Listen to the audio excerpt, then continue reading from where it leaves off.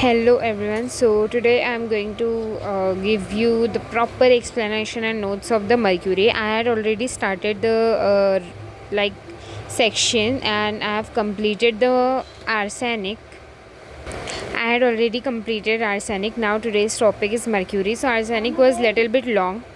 So last arsenic video was little bit long because I've explained like very much thing, but I'm thinking कि let me explain in a mercury whatever the important thing is there to not make the video very much long. Let's just begin. So यहाँ पे क्या होगा कि पहले क्या होता है, first thing is it is an metallic mercury होती है. Obviously it is also the irritant poisoning के अंदर होगा, जो metal था उसके अंदर ही mercury आएगा, जिसमें found कहाँ पे होगा, metal itself होता है या फिर sulfide से भी होगा, and not poisonous when swallow because not absorb in a body and dangerous when it is an inhale in a vapor form. तो ये absorb तो होता नहीं है, इसलिए non poisonous but vapor form में नहीं लेना है. फिर can be absorb in a inhale swallow and vapor form में होता है. टॉक्सिक इफेक्ट डिप्रेस करेगा सेलर एंड नेफ्राइट. अपने पास ये जो इसका कंपाउंड है नाउ. तो आई हैव ऑलरेडी सेड यू कि हम लोग को कैसे करना है. पहले अपने को सारे सोर्सेज देखने हैं, फिर एक्यूट में साइन सिम्टम्स लिखना है, ट्रीटमेंट लिखना है, पोस्टमार्टम अपीयरेंस लिखना है, foetal dose, foetal period. That same will follow in the chronic cases also. So let begin.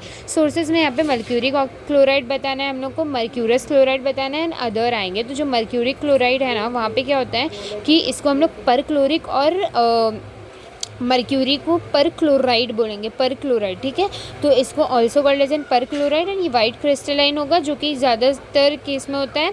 ये एक्रिड टेस्ट होगा एंड स्मेल नहीं होगी and common cause of the acute mercury poisoning.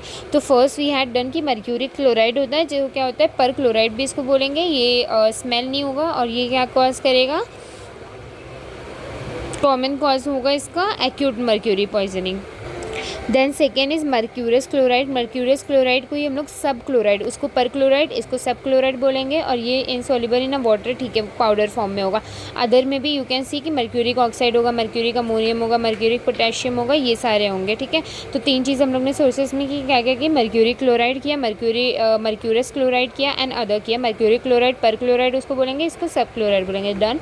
Let's next started. तो अभी acute करेंगे. Acute के sign and symptom exactly same होंगे उसके, जैसे कि बर्निंग सेंसेशन होगा, थ्रोट में, माउथ में, वॉमिटिंग होगा, डायरिया होगा, कोल्ड क्लमी स्किन हो जाएगी, sunken eye, dilated, rapid weaks pulse etc. This will be the same like convulsion, unconsciousness. ठीक है, but the thing which is increases like change here is that कि यहाँ पे salivation देखो, पहले वो सारे क्या थे, इमीडिएट सिम्टम थे. अब ये क्या है, सेकेंड टू थर्ड डे पे अगर डेथ नहीं हुई तो ये सिम्टम्स आएंगे. सलाइवेशन इंक्रीज हो जाएगा, स्वेलन हो जाएंगे, गम बिकम स्वेलन, फॉल स्मेलिंग आएगी ब्रीथ से एंड टीथ बिकम लूज हो जाएगा एंड ग्लॉसाइटिस हो जाएगी. तो वहाँ पे कैसा था, एक्यूट, सब एक्यूट एंड नार्कोटिक था. बट यहाँ पे कैसा हुआ है कि डेथ अगर तुरंत अगर हो गई तो ख़त्म, बट अगर बाद में 2 से 3 दिन बाद हुआ तो ये सारे सिम्टम आएंगे, सलाइवेशन एंड ये सारा. ठीक है, foetal dose, foetal period 1 to 2 gram होगा एंड वहाँ पे कितना था 120 gram. You have to compare with that. Fatal period 3 to 5 days. Now treatment में क्या होगा यहाँ पे कि definitely I have already said you earlier कि 5 स्टेप्स होते हैं, जो मैंने पहले I have uploaded a video जहाँ पे आई हैव सेड कि 5 स्टेप्स होंगे. Removal of the unabsorb poison, then antidote use करना है, removal of the unabsorbed poison करना है, जनरल ट्रीटमेंट करना है, maintenance of patient general condition. तो उसी ही बेसिस पे we have to treat each and every symptom. बस फ़र्क ये होगा कि एक्यूट में गैस्ट्रिक लगा जाएगा क्योंकि वहाँ पे अभी एब्जॉर्ब नहीं हुआ है, अभी जस्ट गया है, इसलिए वहाँ पे आएगा. But in the case of chronic one नहीं आएगा. बाकी एक एल्बुमिन उसको एब्जॉर्ब ना होने देने के लिए एंड एंटीडोट देंगे. BAL will use more and kidney अगर डैमेज हुई है तो ये ऐसे कुछ करेंगे, जनरल मैनेजमेंट करेंगे. दैट पोस्टमार्टम में we just have to see कि यहाँ पे क्या होता है. पोस्टमार्टम में जो इम्पोर्टेंट फीचर्स है we just have to remember that कि यहाँ पे जो टंग होगा वो वाइट होगा एंड यहाँ पे मेन जो क्रॉनिक में है, एक्यूट में नहीं है. सो यहाँ पे ग्रेइश वाइट जो होगा ये होगा एंड म्यूकस इन्फ्लैम्ड हो जाएगा, कोरोडेड हो जाएगा, इन्फ्लैम्ड इंटेस्टाइन का इन्फ्लामेशन. ये मतलब पोस्टमार्टम में जस्ट हैव टू रिमेंबर थोड़ा सा कि यहाँ पे ना इन्फ्लामेशन, डैमेज, हीमोरेज ये सारा तो होगा ही. It's very normal. You don't have to remember यहाँ पे that much. You can write those thing which you have written already in arsenic. ज़्यादा कुछ चेंज नहीं है. जैसे हैव टू रिमेंबर कि mouth has an diffuse greyish white, ये हो जाएगा. नेक्स्ट क्या होता है कि अभी हम लोग क्रॉनिक करते हैं। क्रॉनिक में what you have to remember कि ये आफ्टर इफेक्ट ऑफ एक्यूट के बाद का इफेक्ट होता है and wrong medical use of mercury की वजह से और एक्सीडेंटल कंटिन्यूस एब्जॉर्प्शन की वजह से भी हो सकता है।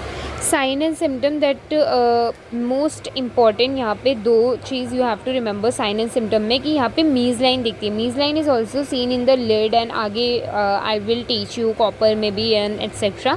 बट यहाँ पे क्या होगा, मीज़ लाइन दिखेगी। मीज़ लाइन मीन्स क्या कि नेल जो होती है ना वहाँ पे there is a line are seen on the nails, white line, blue black line on a gum में भी दिखेंगे, उसको हम लोग बोलते हैं। लीड पॉइजनिंग में भी यू विल सी तो लूजनिंग ऑफ टीथ, पेनफुल इन्फ्लैम्ड गम हो जाएंगे यहाँ पे एंड ब्लू ब्लैक लाइन होगा तुम्हारे गम में, will see. Actually I was no wait, just disclaimer is here कि वो जो मीज़ लाइन है you will see in the arsenic में, ठीक है, you will not see in the mercury. Mercury में you will see the blue black line on a gum which you will see in the lead also. तो lead में भी blue black line है, gums पे वो जो गम जहाँ teeth है तो वो जो गम है ना वहाँ पे ब्लू ब्लैक लाइन तुम्हें दिखेगा, ठीक है। तो you have to just, I am not telling you each and every symptom, each and every symptom will be the same, जो हम लोग पहले पढ़ते आ रहे हैं वही ही रहेगा। बट जो इम्पॉर्टेंट सिम्टम है, एक दो इम्पॉर्टेंट है, that is must needed to know, most needed to know, you have to be know that symptom. तो ये ब्लू ब्लैक लाइन हो गई। फिर उसके बाद यहाँ पे क्या हो गया, नर्वस में भी ट्रिमर होंगे, ठीक है, ये सब चीज़ें तो होंगी। अब ट्रीटमेंट में क्या होगा, पहले कि सबसे पहले तो स्टॉप करना पड़ेगा व्हाट यू आर टेकिंग, फिर उसका ठीक है जनरल ट्रीटमेंट करो एंड ये करो।